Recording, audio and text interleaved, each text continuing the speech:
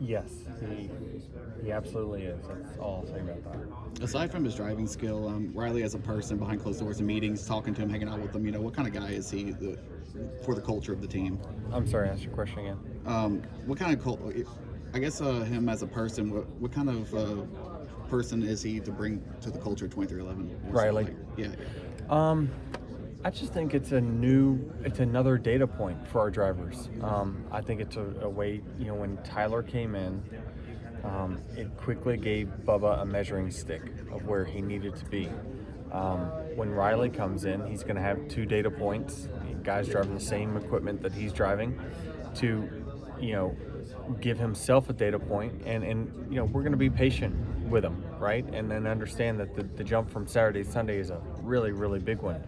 We've seen guys win 8 races and championships and, really struggle to run 20th, at times in the rookie year. So I think, patience is going to have to be something that everyone's going to have. We have it. And I think that generally speaking, he's going to have some really good teammates in Bubba and Tyler. We've seen how close those 2 guys are, and that's, a lot of that is the culture that 2311 has built as a team to pull the rope in the same direction. So that's going to be a big benefit for him. After the crew chief change, how does a change like that keep you fresh, where you and Gabehart had established such a rhythm for so many years? How does that keep you fresh in thinking of new ideas now with Chris Gale at the helm? I mean, I'm motivated. I'm certainly motivated at this point. So, it's just human nature, right? When it's when Belichick and Brady split, it was like, well, who was it? Was it him or was it you, right? So, I think it's you're always going to have that motivation of like, want to show that it was you. Well, Brady won a Super Bowl after that.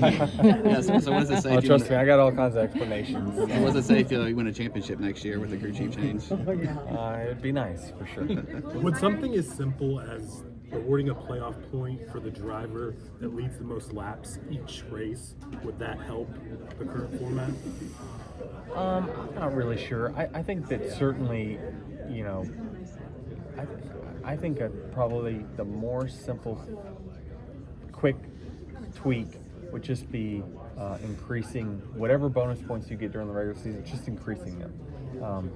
Giving the guys that really get 30, 40 points under this current system, that was the Seabells, the Larsons, they deserve to have a really good buffer there to make it through the rounds, because, you just we're in a sport that you can get caught up in so many wrecks and different things that can happen. So I think certainly rewarding, it's not about not rewarding race winners in the playoffs. It's rewarding, I think we're trying to get to, and the message we're trying to send is make the regular season matter more, right? Those 26 races, it's proving to not be that substantial to winning a championship, and that's not something you want. So I think that my message to NASCAR would be, well, make the regular season worth more, not just the championship, but the accomplishments that you make, the points that you get.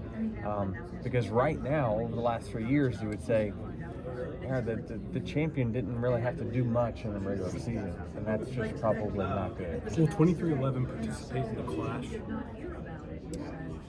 I don't know. I think a lot of dominoes need to fall, sponsorship, things like that. So I don't know that decision's been rock solid made yet, but we things are so fluid. Over the next few weeks, we'll probably know more. Sorry You about that. probably want Booty not Booty, but Bubba to work with Charles. I mean, does that matter? For them to work Yeah, together? it's always the Clash is always a good repetition, a rep. Yeah, it's certainly one where, even though you don't have pit crews there, it's good for the teams to work some kinks out. So yes, but also, it's you're probably going to go there and tear up a lot of stuff. So I don't know. We'll see. Do you have a chance? Needs a vacation, it's probably you. That's But given everything that's going on, all the balls you're juggling right now, do you see taking the girls anywhere between now and the Clash? I'd love to. I really want to. I don't have anything planned right now because of just work is just, it's just nonstop right now. I treat I'm really like a 9 to 5 type person at this moment. I go to my office and work all day to on things I got to work on. So I want to certainly give them that opportunity to spend some time with them. And I just don't have anything on the books right now. How big a change is that for you, Denny? Because obviously before you owned a team, maybe you could do something. And I mean, how big a change is your life and the work and the things that you have to do now with everything going on? Yeah, it's a balance for sure. I feel like I've done a really good job of balancing that, and maybe JGR just didn't want to put another thing on my plate in the middle of the playoffs, and so they waited till after the season to make the change. But I feel like I've certainly balanced those things, and I just can say with you with an honest, straight face that I've never been on the racetrack not prepared and not given it my 100% effort. So, the off season, while it's definitely a time to relax, it's different for everyone, right? And I think that if you ask Kyle Larson or someone, they're probably, hey, I'm going to go race 5 dirt races this week and do that for all the months. And you have others that just want to disconnect and do nothing.